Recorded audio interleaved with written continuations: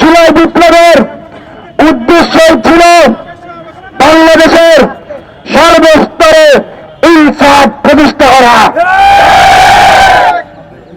স্বরাষ্ট্র মন্ত্রণালয় কর্তৃক কমিশন গঠনের যে সিদ্ধান্ত তারা প্রথমে সরে এসেছিলেন, আমরা জানতে পেরেছি তারা প্রথমে ঘোষণা দিয়েছিলেন একটি স্বাধীন কমিশন গঠন হবে, কিন্তু তারপর এটি নিয়ে স্বরাষ্ট্র এবং আইন ও বিচার মন্ত্রণালয়ের বক্তব্যের মধ্যে বিচারিত দেখা যায়।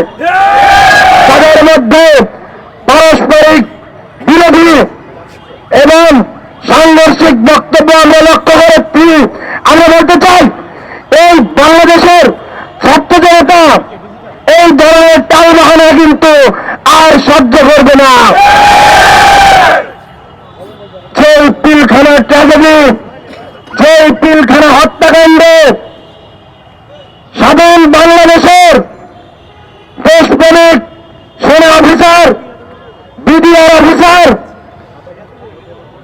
তারা শহীদ হয়েছেন, তাদেরকে মেরে ফেলা হয়েছে এবং দুটি প্রতিরক্ষা বাহিনীকে যারা বাংলাদেশের প্রতিরক্ষার স্বাধীন এবং সার্বভৌমত্বের রক্ষাকারী সেই বাহিনীকে পরস্পরের বিরুদ্ধে দাঁড় করে দেওয়া হয়েছে। আপনারা জানেন যখন এই পিলখানা হত্যাকাণ্ডের ঘটনা ঘটে তারপরে বাংলাদেশের 18,000 বিডিআর সদস্যকে তাৎক্ষণিকভাবে চাকরিচ্যুত করা হয় এবং এর ফলে বাংলাদেশের যে সীমান্ত সেই সীমান্ত কিন্তু অরক্ষিত হয়ে পড়ে। আমরা মনে করি এই ঘটনা ঘটানোর উদ্দেশ্য ছিল বাংলাদেশের স্বাধীনতা এবং সার্বভৌমত্বকে প্রশ্নবিদ্ধ করা।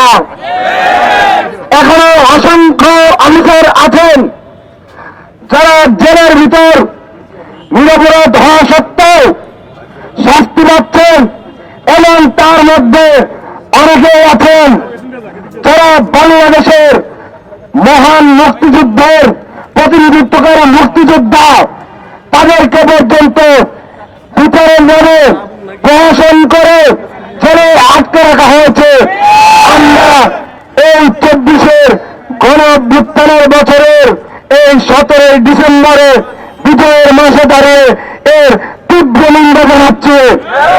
আমরা বলতে চাই আমাদের অ্যাকশন কিন্তু নিন্দা জানানোর মধ্যে সীমাবদ্ধ থাকবে না।